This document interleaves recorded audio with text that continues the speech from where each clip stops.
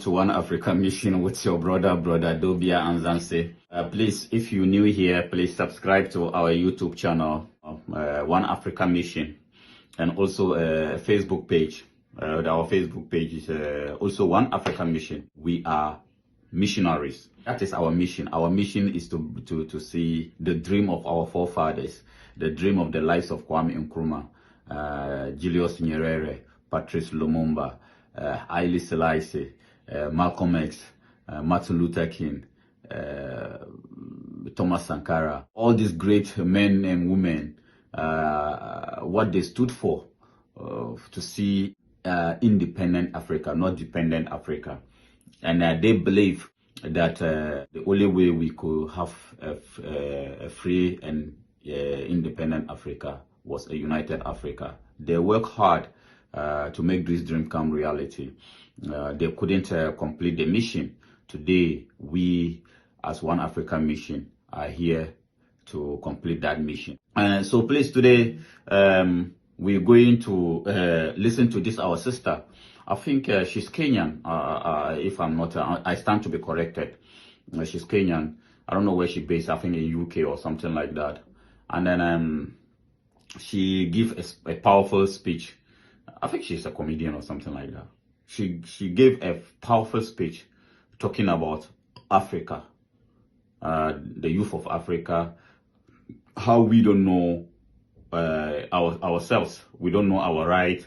We cannot look into the eyes of the so-called white man. Speak out, unlike our brothers, our cousins who were taken to America and stuff, and Britain and then Europe.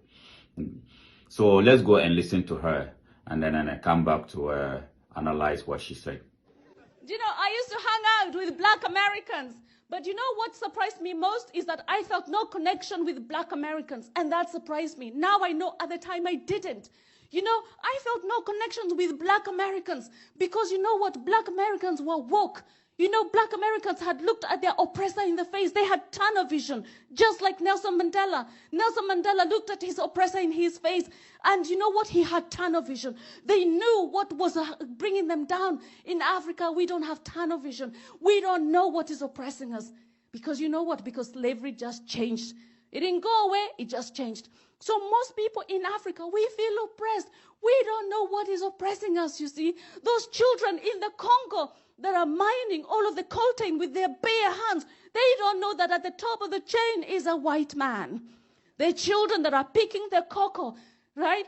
They don't actually know that the person at the top is a white man. I found out the farm next to my father's farm now belongs to Unilever. That's right.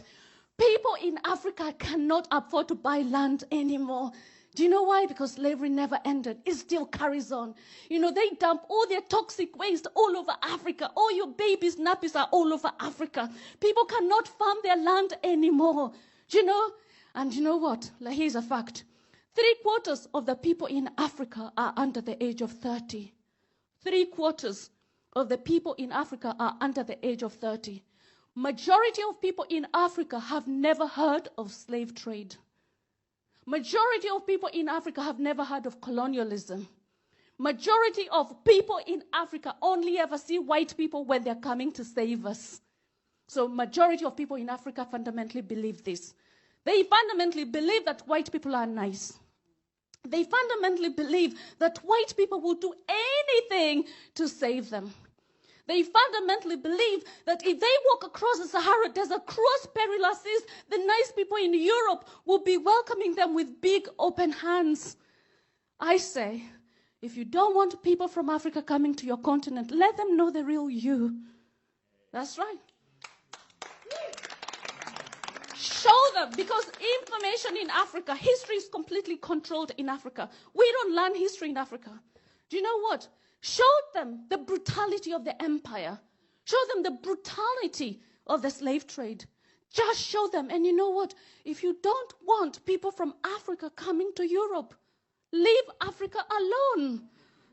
Yeah, so if you listen to our sister, yeah, she's talking about how colonization or slavery is kind of like, they're kind of like changing it, and then it's same method that they are using. but they're coming out with different formulas. So nothing has changed. The same system is still there. The exploitation of Africa is still there. The miseducation of Africa is still there. Everybody is talking about this. Okay, but what can we do to bring an end to that? A united Africa. We keep saying it. Because everything that our sister said is true. Everything that our sister said is true. Majority of Africans doesn't know that slavery, they doesn't know anything about slavery. They don't know. Majority of Africans doesn't know the predicaments of Africa today is because of slavery and colonialism. We don't know. Both educated and uneducated. They don't know. I am telling you, if you go on the street of Lagos and ask, or Kinshasa, or Accra, or Johannesburg, or Cairo, or Addis Ababa, if you go on any of these major cities in Africa and ask the citizens of Africa about slavery and colonization, they don't know. They can't tell you. They don't know. And even people who know, when we were young, we used to... So, our situation is so pathetic. When we were young, we used to even think that our brothers and sisters who were captured and taken into slavery, we used to even think that they were lucky. At least they are in America. How damaged are we? What damage have they done to us as African people? Sometimes it's funny, It's so disheartening, but it's our reality. I am telling you, we used to say that it's even better. We used to say that it's even better to be a tree in America than to be a citizen of Africa. Can you imagine the damage that has been done to us? So everything that my sister is saying here, I agree with her 100%. We don't know who we are. We are a lost people. We are a sinking people. But we have to pull ourselves up. We have to pull ourselves up. Because the damage has been done. And it's so deep into our marrow, that, as our sister said, majority of our people doesn't know anything about slavery. They don't know that the children picking up cocoa, they have never even tasted what is chocolate. I was just watching it on Al Jazeera, a documentary on Ghana and then Ivory Coast, child labor. And yet, these people who are enjoying this cocoa, the benefit of this, they claim that they are fighting against child labor. It is all they only fight against child labor when it is their children. But when it is the children in Ethiopia picking coffee for them, it is not a child labor.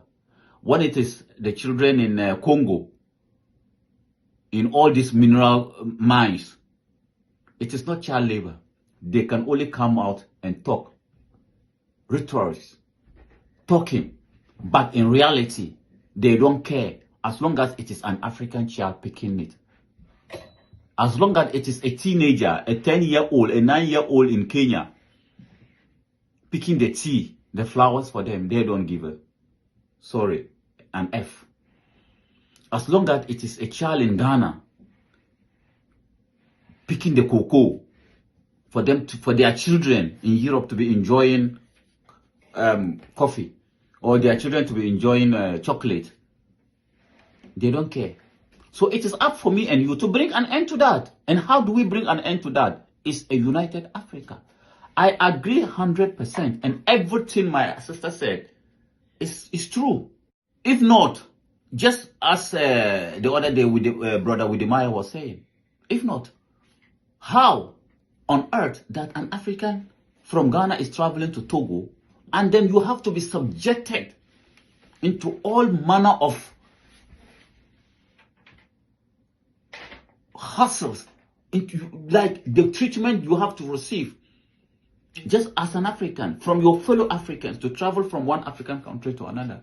If not for colonization, what the damage that colonialism or colonization has done to us. If not, where do we see this? Where do we see this? The same Europeans who have done this to us, they are not doing it to themselves. A German citizen can travel all over Europe without stoppage. Nobody's not going to stop him. But an African citizen cannot travel from one African country to another. You see, that is the problem. So I agree with everything my sister said. And then it is up to me and you, if we really want to bring an end to that, it is up to me and you to come together, bring our energies together, and then see the unification of Africa. And I am telling you, within a decade, there wouldn't be children picking cocoa for the children of Europe to enjoy chocolate. There wouldn't be children in Kenya, in Ethiopia, picking coffee for the children of Europe to have a nice coffee to drink.